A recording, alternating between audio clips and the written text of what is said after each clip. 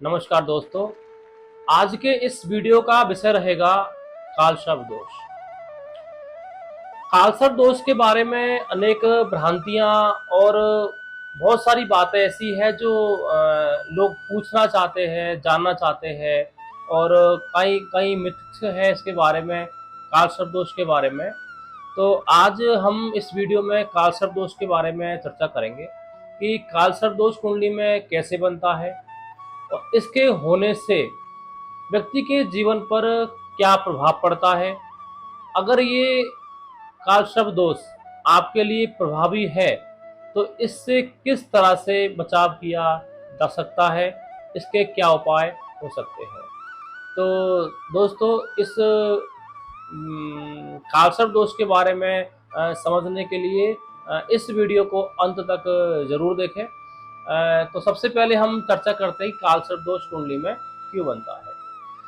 कालसर्प दोष कुंडली में जब राहु और केतु की एक्सिस में बाकी सारे 7 ग्रह जब आ जाते हैं तो इस योग को बोलते हैं कालसर्प दोष। और ये 12 प्रकार का बन सकता है। तो एक कुंडली में 12 भाव होते हैं, तो 12 भाव में से राहु किसी भी भाव में स्थित होकर के कालसर्प दोष का निर्माण कर सकता है।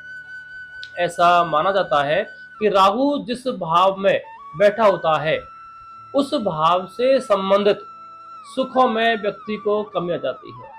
जैसे उदाहरण के तौर पर राहु किसी के पहले घर में है तो व्यक्ति के पर्सनैलिटी में कोई ना कोई डिसऑर्डर हो सकता है, उसके व्यक्तित्व में, उसकी पर्सनैलिटी में, उसकी शारीरिक संरचना में, और उसको जिंदगी में अधिक संघर्ष करना पड़ता है। समाज में उचित मान सम्मान उसको नहीं मिल पाता और इवन दैट उसको जो उसके मित्र है वो भी उसका पूरा सहयोग नहीं करते।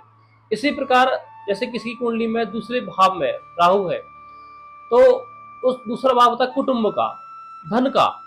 तो व्यक्ति को धन संबंधी कठिनाइयों का ज्यादा सामना करना पड़ता है और कुटुंबियों की ओर से उसको कोई विशेष सुख नहीं मिलता और कुटुंबियों की ओर से उसको विशेष प्रकार के नुकसान सहने पड़ते हैं। अगर राहु तीसरे घर में बैठ करके अगर कालसर्प दोष का अगर निर्माण करे तो व्यक्ति उदासीन होता है, आलसी होता है और उसके सहोदर, उसके भाई बहन उसको सहयोग नहीं करते और अपने मित्र लोग ही उसका विरोध करते हैं और मित्रों के द्वारा ऐसे व्यक्ति ठगा जाता है। अगर किसी व्यक्ति के चौथे भाव में राहु विराजमान है और कालसर्प दोष का अगर निर्माण कर रहे हैं तो ऐसा चौथा भाव माँ का होता है, संपत्ति का होता है, वाहन का होता है। तो इन सुखों में व्यक्ति को कमी आती है। अगर 5वें भाव में अगर राहु कालसर्प दोष का निर्माण कर रहा है तो व्यक्ति को विद्याधन में, संतान उत्पत्ति में और पेट संबंधी जो तकलीफें हैं उसको व्यक्ति को देखने को मिलती है। बार बार उसको हेल्थ संबंधी समस्याओं से जूझना पड़ता है। अगर 6ठे घर में राहु स्थित है और कालसर्प दोष का अगर निर्माण कर रहा है तो व्यक्तियों को कोर्ट केस कचहरी शत्रुओं से विरोध का विशेष रूप से सामना करना पड़ता है। अगर 7वें भाव में राहु स्थित है और कालसर्प दोष का अगर निर्माण हो रहा है तो व्यक्ति को विवाह संबंधी कठिनाइयां झेलनी पड़ती है। 7वां भाव पार्टनरशिप का भी है, तो बिजनेस में ऐसे लोगों को पार्टनरशिप में बहुत ज्यादा कठिनाइयों का सामना करना पड़ता है। 8वें भाव में अगर राहु है तो 8वां भाव व्यक्ति की आयु से संबंधित है, पैतृक संपत्ति से भी संबंधित है। तो ऐसे व्यक्ति को पैतृक संपत्ति प्राप्त करने में बड़ी कठिनाइयों का सामना पड़ता है, कई बार उसको नहीं भी मिलती। अगर 9वें घर में अगर राहु है तो 9वां घर पिता का भाव है, भाग्य का भाव है, धर्म का भाव है। तो पिता के सुखों में ये कमी करता है। छोटी ही आयु में व्यक्ति को अपने पिता से अलग होना पड़ता है। 10वें घर में अगर राहु कालसर्प दोष का अगर निर्माण कर रहे हैं तो 10वां भाव जो कर्म का भाव है, तो कर्म के भाव में राहु देव स्थित होने से व्यक्ति को कर्मों में बड़ी कठिनाइयों का सामना करना पड़ता है। उसको पग पग पर विशेष संघर्ष का सामना करना पड़ता है। वो जितनी मेहनत करता है उतना उसको फल नहीं मिलता। अगर 11वें भाव में अगर राहु देव अगर विराजमान है तो व्यक्ति, क्योंकि 11वां जो भाव है बड़े भाई का भी है और आपके प्रॉफिट्स का भी है, जो डेली जो आप काम करते हो उससे होने वाली आय का भी है। तो ऐसे व्यक्ति को पराश्रय का सामना करना पड़ता है, दूसरों के अधीन होकर के काम करना पड़ता है। अगर 12वें भाव में अगर राहु है तो व्यक्ति को जो कि बाबरा भाव ससुराल का भी है, सैयद सुख का भी है। तो इन सभी तमाम सुखों में उसको व्यक्ति को कमी का सामना करना पड़ता है। तो ये तो हुआ काल सर्प दोष का परिचय। तो अब हम बात करेंगे कि क्या जिनकी कुंडलियों में सभी ग्रह राहु से केतु के बीच में है, क्या ये काल सर्प दोष सभी के लिए एप्लीकेबल होता है? मैं कहता हूँ जी नहीं।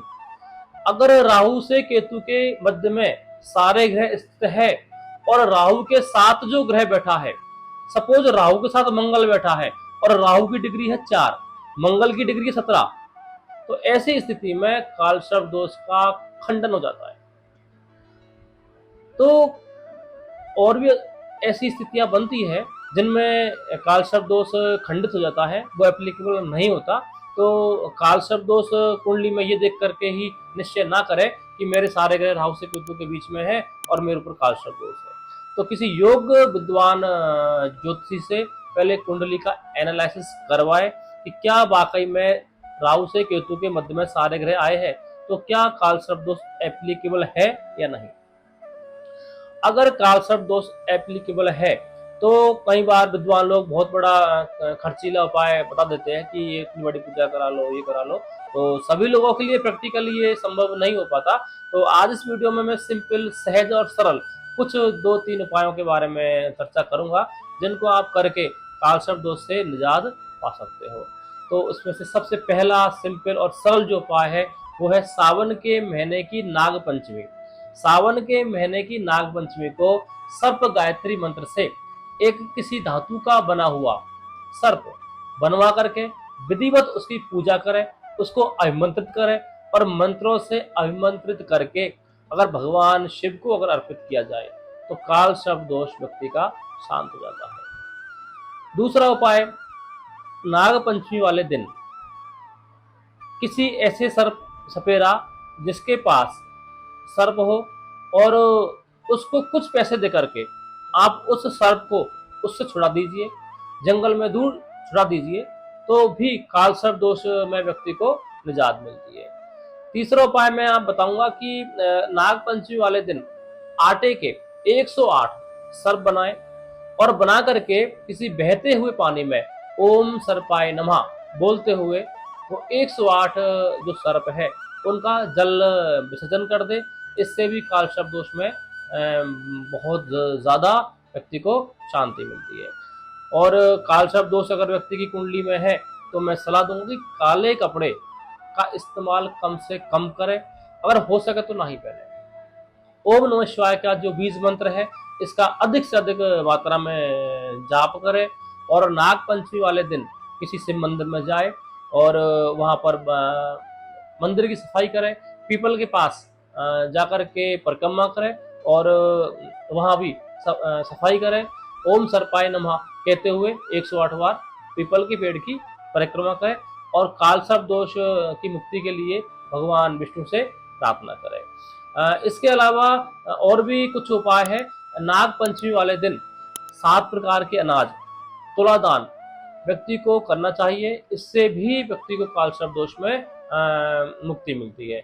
और अन्य उपायों में मैं यहाँ बताना चाहूंगा कि क्योंकि सभी सर्पों के जो अधिपति है वो भगवान शेषनाग है, तो एक ऐसी तस्वीर जिस भगवान विष्णु की एक ऐसी तस्वीर लेकर के आए जिस पर भगवान विष्णु क्षीर सागर में शेषनाग पर लेटे हुए हैं। तो वो तस्वीर घर में इस तरह लगाए कि घर से आते समय और जाते समय आपको भगवान विष्णु के दर्शन हो, और एक मोर पंख जड़वा करके अपने कमरे में जरूर लगाए। तो ये छोटे छोटे से उपाय है, अगर आप इनको करते हो तो भी काल सर्प दोष में आपको बहुत ही ज़्यादा लाभ मिलता है। और दोस्तों एक बात और मैं यहाँ बता दूँ, काल सर्प दोष just like diabetes, you can control it but totally not cure it. तो काल सर्प दोष का उपाय करोगे शांति हो जाएगी, 2-3 साल आराम से अच्छे से निकल जाएंगे। फिर वो उपाय 2-3 या 4 साल के बाद दोबारा रिपीट करना होता है, तभी जिंदगी में सरलता, सहजता बनी रहती है और काम सरलता से बनते चले जाते हैं। तो इससे डरने की जरूरत नहीं है, इसको समझने की जरूरत है। इतिहास में बहुत से राजनीतिज्ञ हुए, बहुत से खिलाड़ी हुए, बहुत से अभिनेता हुए जिनकी जिंदगी में कुंडली में काल सर्प दोष था, फिर भी वो बहुत बड़ी ऊंचाई पर, मुकाम पर पहुंचे। हाँ, ये बात अलग है कि जिंदगी का एक पहलू उनका अभिन्न रह गया जिसको वो प्राप्त ना कर सके। जैसे हमारे पूर्व प्रधानमंत्री अटल बिहारी वाजपेयी, उनके 7th हाउस में राहु था, तो जिंदगी में सब सुख उन्होंने मिले, लेकिन विवाह का सुख वो नहीं उठा पाए, क्योंकि 7वां घर जो होता है वो दाम्पत्य जीवन का होता है, पत्नी के सुख का होता है। तो इससे घबराने की, डरने की कोई आवश्यकता नहीं है, उसको समझने की जरूरत है और उसके अकॉर्डिंग आपको कर्म करने हैं। भगवान शिव के मंत्रों का अधिक से अधिक जाप करना है, उन मंत्रों का। तो आशा है आपको ये वीडियो समझ में आई होगी। अगर अच्छी लगी हो तो दोस्तों में शेयर करें और लाइक करें और सब्सक्राइब करना ना भूलें। Thank you. ओम नमः शिवाय।